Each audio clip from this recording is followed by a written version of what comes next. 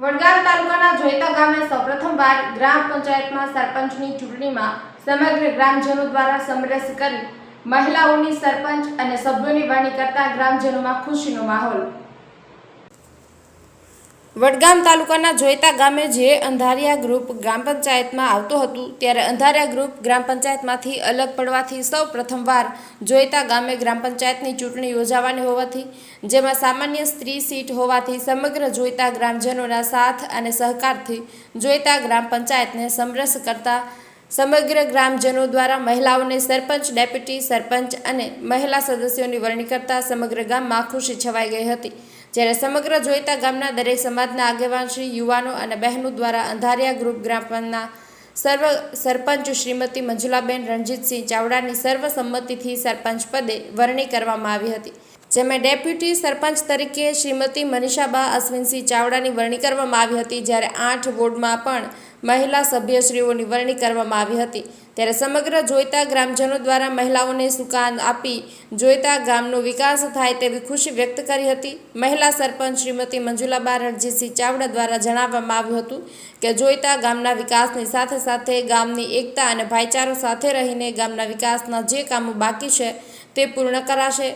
જ્યારે સમગ્ર જોઈતા ગ્રામજનોએ વિશ્વાસ રાખીને સમરસ ગ્રામ પંચાયત પદે સરપંચશ્રી તેમજ મહિલા સભ્યશ્રીઓની વરણી કરવા બદલ સરપંચ શ્રીમતી મંજુલાબા રણજીતસિંહ ચાવડા તેમજ સભ્યશ્રીઓ દ્વારા ગ્રામજનોનો આભાર વ્યક્ત કર્યો હતો। સારી રીતે ચાલે તે માટે અમે ગામના અગ્રણી વ્યક્તિઓને આમંત્રિત સભ્ય તરીકે પણ ઘોષિત કર્યા છે અને અમારો આ જોઈતા ગામનો પંચાયતનો વહીવટ સુદૃઢ, સારો અને સરળ ચાલે તે માટે અમારું સમગ્ર ગામ એકત્ર થઈ અને કોઈનો કદાચ થોડો ઘણો આપણે મતભેદ હશે પણ અમારા આ વખતે કોઈ મનભેદ નથી અને સમગ્ર ગામ એક થઈ અને સરપંચ તરીકે મંજુલાબેન રણજીતસિંહ ચાવડાને નોમિનેટ કર્યા છે અને ઉપસરપંચ તરીકે મનીષાબેન અશ્વિનસિંહ ચાવડાને ઘોષિત કર્યા છે।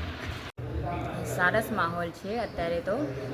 પહેલાં અંધારિયા ગ્રામ પંચાયત હતું, પછી એના પછી જોઈતા ગ્રામ પંચાયત ચાલુ કરવાનો નિર્ણય લીધો ગામ જણાએ। ગામના સભ્ય જઈ સંતૃપ્ત સરપંચ ચૂંટવામાં આવ્યા, જેમાં સરપંચ તરીકે મંજુલાબેન અને સરપંચ તરીકે મંજુલાબેન અને ઉપસરપંચ તરીકે મને ચૂંટવામાં આવ્યા। અમે બધા ભેગા થઈને સભ્યો લેડીસો જ છે અહીંયા, બધા ભેગા મળીને ગામ માટે કામ કરીશું અને જે કંઈ બી થશે એ અમારાથી અમે પ્રયત્ન કરીશું। ગામ માટે યોગ્ય કોઈ બી કાર્ય હશે અમે બધા ભેગા મળીને કરીશું। હા, એમાં જો પહેલાં 5 વર્ષ હું સરપંચમાં હતી જ અંધારિયામાંથી એના પછી ફરી ચૂંટણી આવી, એમાં અમારી પંચાયત વિભાજન કરી। અમે વિભાજન થઈને પંચાયત આવી એટલે અમારે ગામવાળાએ અમારા પર એટલો વિશ્વાસ મૂક્યો કે ખરેખર આવા જ માણસોની જરૂર છે અને આ જ યોગ્ય છે એમ। એટલે એ રીતે અમારી ગ્રામ પંચાયત અલગ થઈ એટલે ગામજનોને અમારા પર વિશ્વાસ મૂક્યો અને અમારા ફર્સ્ટ નંબરના જ પહેલી વાર જ અમારી ગામની તો કહેવાય તો પહેલી વારની જ જે ચૂંટણી છે એમાં પણ ગ્રામજનોએ અમારા માટે એટલો વિશ્વાસ મૂકી અને અમારું બિનહરીફમને ચૂંટ્યા છે અને એમાં આખી બોડી પણ અમારી લેડીઝની જ છે।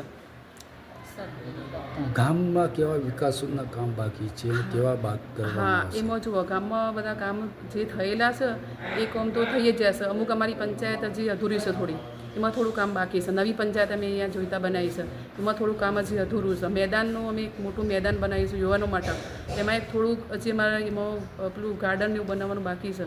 એટલે એ જે કામ કયું અધૂરા હશે એ અમે અને ગામમાં દરેક ઘર શૌચાલય એ અમારી ગામની કોઈ લેડીઝો બહાર જતી નથી, કારણ કે શૌચાલય ઘર છે એટલે એ તો સ્વચ્છતા થઈ પહેલી અને ગામના કોઈ ખરવટ હશે, રોડ હશે અને જે કોઈ જો બાકી હશે કોમ એ અમારી ફરજમાં આવશે, અમે પૂરો કરીશું।